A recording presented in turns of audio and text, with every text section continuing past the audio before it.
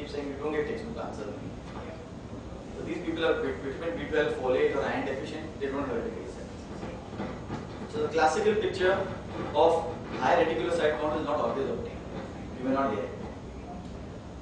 In such a situation, if you want to do a G6PD, you could do a G6PD, of course, but don't rely on that. You can do a quantitative method. Okay, then the sound stops.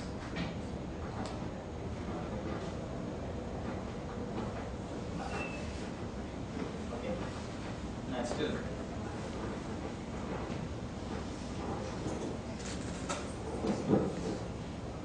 I think it's okay now. It's okay. You see this? This is a lady who came with 8.5 months amenorrhea, and the husband said that we feel that she's got jaundice. The swelling on her leg is increasing. When she came, her blood pressure was sky high. It was 108, now sky, 180 by 110. And we did a CBC. The hemoglobin was 7.2, which was 9.8 just about 3 weeks ago. And the peripheral smear showed this. Any thoughts? These are helmet cells of schistocytes. Any thoughts? Shall we some hints? The hemoglobin dropped in the LDH was 7,000 something.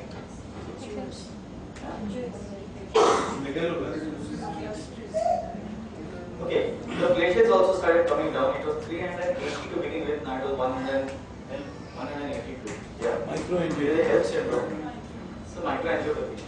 Blood pressure going up, hemoglobin dropping, platelets, although in the normal range, would have dropped by almost 150,000. And clinical profile is 8.5 months. HELLP is highest on the list. We did the liver enzyme, it was high. One smear. What would have been the other differential? TTP, HUS. This is sound irritating. Maybe I can be heard without. Can I be heard without mic? I can be heard without.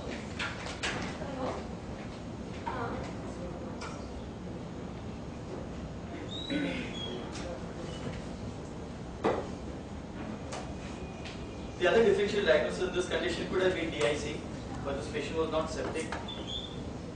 Could have been TTP or HUS, but the patient was conscious and oriented, so it's unlikely to be TTP. And the creatinine was not more than, it had not doubled, so it's unlikely to be HUS. Someone said megaloblastic anemia, but the thing in megaloblastic anemia, you would not get so much histiocytes. Not coming on so rapidly. Never will the hemoglobin drop so rapidly in megaloblastic anemia. This rapid drop is either bleeding or hemolysis. Given her pregnant state, the chance of this being helped is high. So again, just looking at one smear. So many times when I get a reference, I first go to the lab, I see the slide and then I go up. Because then that helps me to, it also keeps me, it allows me to have a differential. Because once you see the patient, you're biased.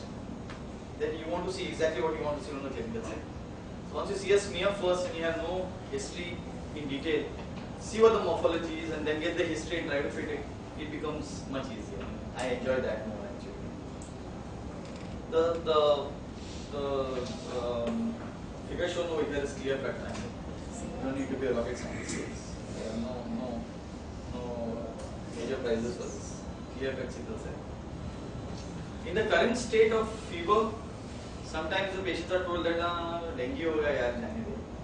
Fever hai 2-3 दिन, you'll settle down, don't worry. Patient become weaker. You see a peripheral smear, suddenly sometimes you see such abnormal cells, full of them. These are actually L3 cells, they are lymphatic leukemia cells, lymphoblasts. You can pick them up on a smear. And sometimes you get cells like this, which I have noticed many times pathologists get a little bit worried. And they start writing, you know, when pathologists start writing descriptive notes, you know that they don't know. Large cells with monocytoid looking, large monocytoid cells with abnormal nuclear cytoplasmic ratio, with nucleoli, not very clear cytoplasmic boss. They don't know what's happening, but they are scared, they want to report it, at the same time they don't want to stick their neck out. In this, it's very beautiful actually. If you see this, this is a large nucleus with a very intense basophilic cytoplasm. And there are some whitening areas over here. This is almost looks like a Golgi apparatus of a plasma cell. This is actually a plasma cytoid lymphocytes. And this is seen very commonly in reactive fevers, be viral or enteric or whatever else it is. It is there. And in blasts of lymphoblasts, you never have such a basophilic cytoplasm. It's too basophilic. This is because there's a lot of nucleic acid material in this virally active lymphocyte. Hence, as you know, acid will take basic diet, so it becomes very beautiful on Romanowski state. This is beautiful. If you straighten, oh, I don't know if I can straighten. I hope you can appreciate that at places like this, wherever the cytoplasm is touching the RBC, there is a darker blue shade. That's called skirting. It's very typical of reactive lymphocytes. In areas where it is not touching, it will be normal blue. But in these areas, wherever it's touching the RBC, it will be darker blue. Please remember, these are virally active lymphocytes. Don't label these as blasts, because it sets up a panic in the family, which causes a lot of problems. So these are some hints that you have on the slide that can help you to confidently say, look, these are unlikely to be blasts. However, if you get a cell like this, please look at it in detail. And what you're seeing over here, I don't know if you can appreciate it, but there are some hair-like projections. These are actually hairy cells. So all that glitters is not gold, but all that is fever may not be reactive lymphocytes. So sometimes just in the garb of a fever, you might get malignancies coming to you. So one of the things to keep in mind is a hairy cell. To get hairy cells in the peripheral smear may not be the world's commonest thing to happen. Usually picked up on a bone marrow, that too on a biopsy because aspirate sometimes are dry, you don't get enough. But if you can see these are damn good, you can pick up hairy cells straight away. In this cell, in this slide, you are seeing plenty of myeloid-looking cells at all stages of maturation, and the RBCs look okay. You're not seeing hardly cells. There's one platelet over here, otherwise there's nothing more than that. And there's a clear-cut cell in the center with an OR rod. So again, one smear, you've got a diagnosis. To prove AML with this OR rod here, to prove AML, you have to spend 16,000 rupees. Immunophenotyping, cytogenetics, cytochemistry, 16,000 rupees in the private sector, less in the public sector. But one smear, which will cost you probably about 4 or 5 rupees, good stain, diagnosis is clear. Why do I want this? Because if the patient is not affording therapy, why should I spend money to do all the investigations? Because I know it's AML. But if the patient wants to get treated, then I do the entire gamut of investigation because I need to do prognostication. It's not enough in today's world to know just that it's AML. We need to know which type of AML. Because we need to tell them whether we need to give chemotherapy, if so, which one. Do we need to go for transplant at a later date? If there's transplant, we need to know upfront cytogenetics. So many times we do not do investigations if the patient is not going for any treatment. Then we do the entire thing if the patient is going for treatment. So CTC by automation is done either for the purpose of a diagnosis, as we have been discussing so far. Sometimes you diagnose the problem and you have to monitor it to see how well your therapy is doing. Sometimes part of a screening process, maybe there's a camp going on, you want to do it. Like I intend to do one thing for the state of Maharashtra where we want to look at the incidence of anemia. And of course, baseline data. Many times people want to do that to establish, and you'll be surprised at the number of people who want to keep their data on a laptop or on a computer where their yearly health checkups are put down and tabulated to see their own stuff. There are people doing that. So, all the other reasons that why you would want to do a series. The most commonest one is the one where it's done for a health checkup or an insurance. Otherwise, believe me, no one does a blood test, including doctors. No one does. Unless you've been forced to do it, no one does. The fear is, I निघालं तर biggest fear. As you know that the CBC is done, the clinicians don't know. That you ask the clinicians, then what container do you use in CBC? 90% will not know. For them it's CBC. We do it of course in EDTA, but many times we have to do it in sodium citrate. At a tertiary hospital where I go, I get several patients coming to me from Northeast because that hospital is affiliated to 2-3 major companies which have employed Northeast people on their oil drills. And they always come and they are made unfit because of platelets. Okay.